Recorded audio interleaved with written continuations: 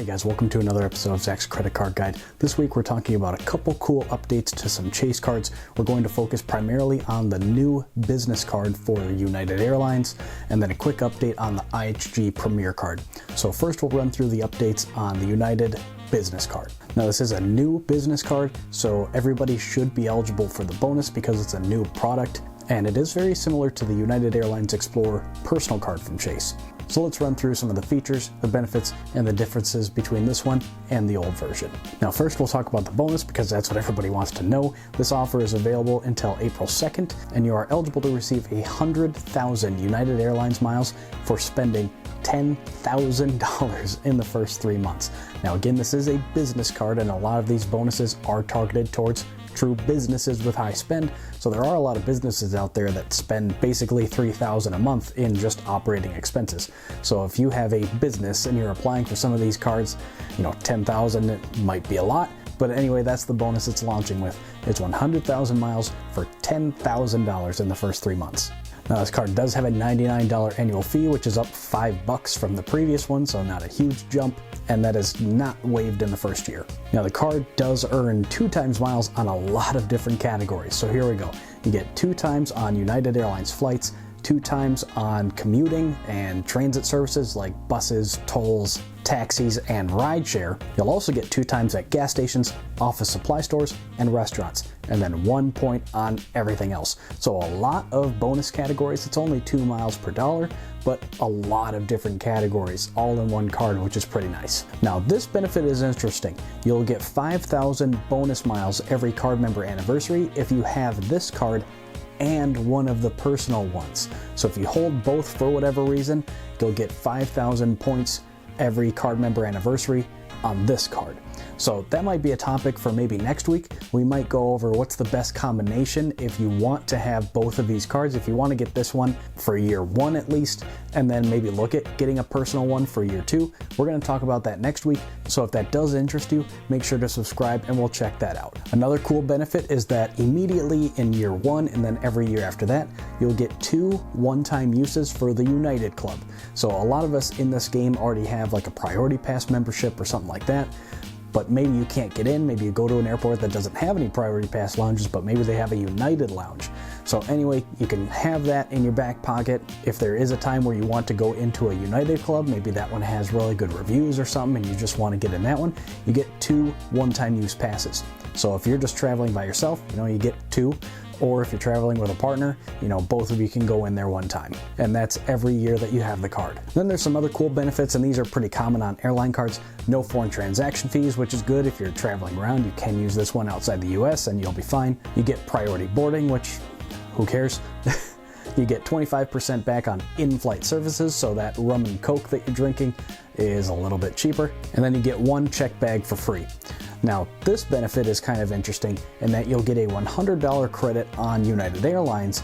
After 7 purchases of $100 or more each year, you'll get $100 back to spend on United. So that's an interesting benefit. We haven't really seen that before on other cards like airline cards or anything. But anyway, that's a cool benefit. I'd like to see that on more airline cards. Now this does come with all the other little ancillary travel benefits like trip cancellation, interruption, baggage insurance, baggage delay, that kind of stuff. This does have all of those. Now one that I always like to check, because again, this has saved my butt more than once. In 2018 and 19, I've had to use trip delay coverage several times to the point where I am intimately familiar with how the process works. So I love this benefit. It has saved me 4 figures already since I've started this hobby. So it's one of the benefits that I always look for when I'm going to open up a new card. If it's one that I'm considering adding to my daily driver wallet, yeah, trip delay is fantastic. Now a lot of cards forego this, like the Southwest cards. If I had to pick on anything on the Southwest program, those cards don't have trip delay. They're airline cards and they don't include trip delay coverage. It drives me nuts because I would never use my Southwest cards to book a Southwest flight, which is ridiculous. But anyway, this card does have trip delay coverage for delays of 12 hours or more. Now that's not quite as good as something like the Sapphire Reserve, which is only 6 hours, but that annual fee is now $550, as we all know, where this one's only $100. So there's going to be some give there. So you do get trip delay coverage, but your delay has to be 12 hours or more before you get anything. And the maximum benefit for that is $500 per ticket. Now we've talked about trip delay before. I'm gonna throw a card right here for you if you wanna go check that out. So we're not gonna go deep dive on this, but that doesn't mean that you get $500 per ticket. It's a maximum. And like any type of insurance situation, you need to mitigate your damages, which basically means be responsible. Don't consider it a blank check because they might not pay all of it. So if you go like to the Ritz and order $300 in room service, you're going to have a very rude awakening when they don't pay for all that. But anyway, that's trip delay. We've got a whole video on that, but this card does include it. I wanted to hit on it because again, not all airline cards do include that benefit. So it's nice to see on this one. Another cool benefit that I like to see is this does have rental coverage and it is primary, which means you cannot buy the rental car insurance from them. You don't have to use your own. This is first up to bat. Now it's only for the car you're driving. It doesn't do anything for if you cause an accident and you're responsible for that guy's damages. It's only for the rental car.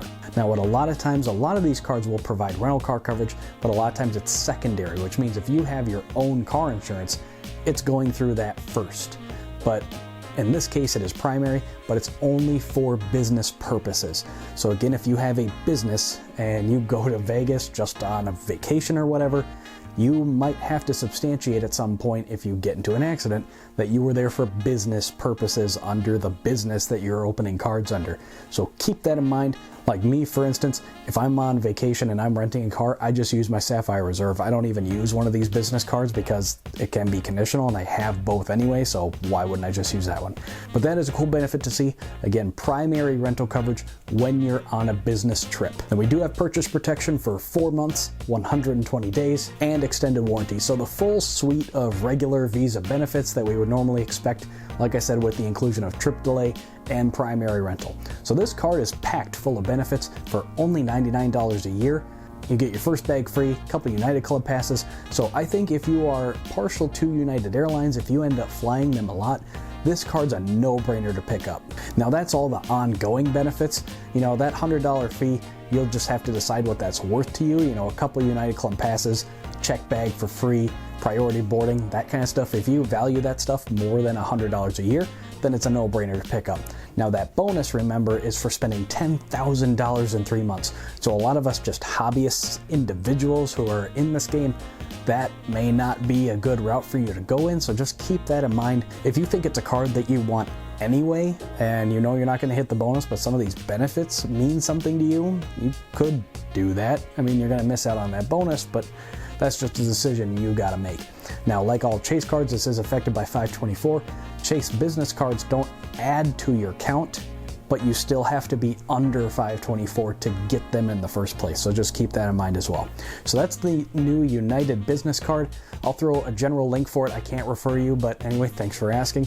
But anyway, I'll just throw a general link down in the description for it if you want to go check out more about it.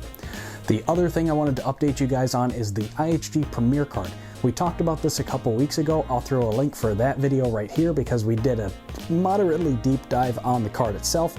So I don't want to rehash all that. You guys have heard it before just a couple weeks ago. They launched a 125,000 targeted offer just a couple weeks ago. I ended up going through my IHG account and I was targeted, so I picked it up. I'm working on the minimum spend right now, and like a lot of hotel cards, it is a keeper card in its own right. If you know that you're going to be traveling, you're basically getting a discount on a hotel room that you know you're probably going to use at some point during the year, every year, and then it gives you some little statuses and everything. But that's why a lot of these hotel cards are worth keeping.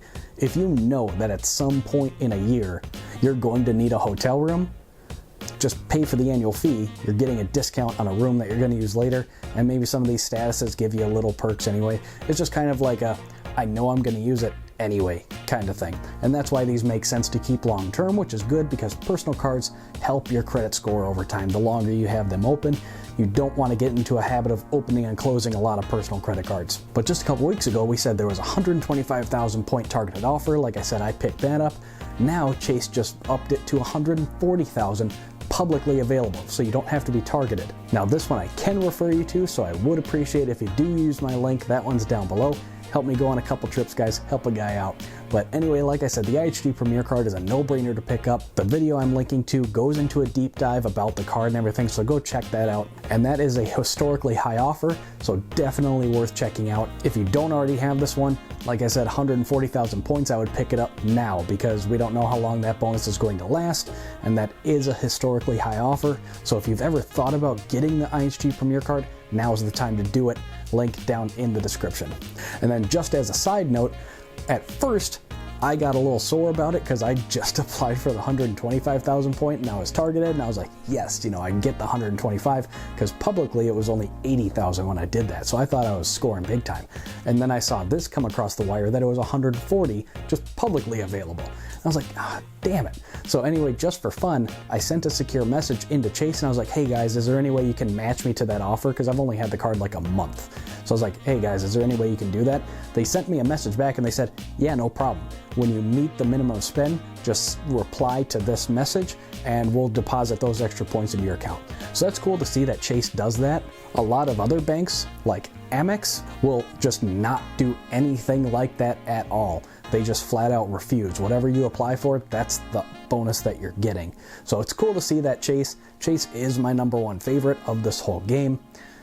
And they're the ones that I'm most loyal to. And this is just one of the reasons I've never had any issues with them for stuff like this. They launch a new bonus just a couple weeks after I got it, and they're going to give me that higher bonus, which is really cool. So that's all I've got for you this week, guys. Just a couple cool updates on some Chase cards. What I want to know from you guys is, are you going to pick up either one of these? I think the IHG Premier is a no-brainer for a lot of folks, and 140,000 IHG points is worth about 700 bucks, give or take. So that's a really cool bonus. But I want to know from you guys is, which of these cards are you most excited about? Which one are you going to go for? Let everybody know down below.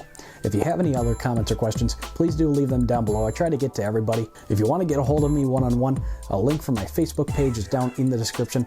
Go over to the page, drop it a like, send me a message. A lot of you guys are taking me up on this, so I'll get back to you as quick as I can, I promise. If you have any newbie questions, you want to go over a strategy or anything like that, just shoot me a message. We can talk about your strategy and what you might want to do. I've got some links for some popular credit cards down below. If you are going to apply for one anyway, help a guy out, please use my link. I thank you in advance if you do. That's all I've got for you this week, guys. We'll see you at the next one. Hey, thanks for watching. Make sure to drop a comment down below and give the video a thumbs up. Here's some other videos that I think you'll really like. Make sure to subscribe to the channel so you don't miss any future videos, and I'm on Facebook and Twitter as well. See you at the next one.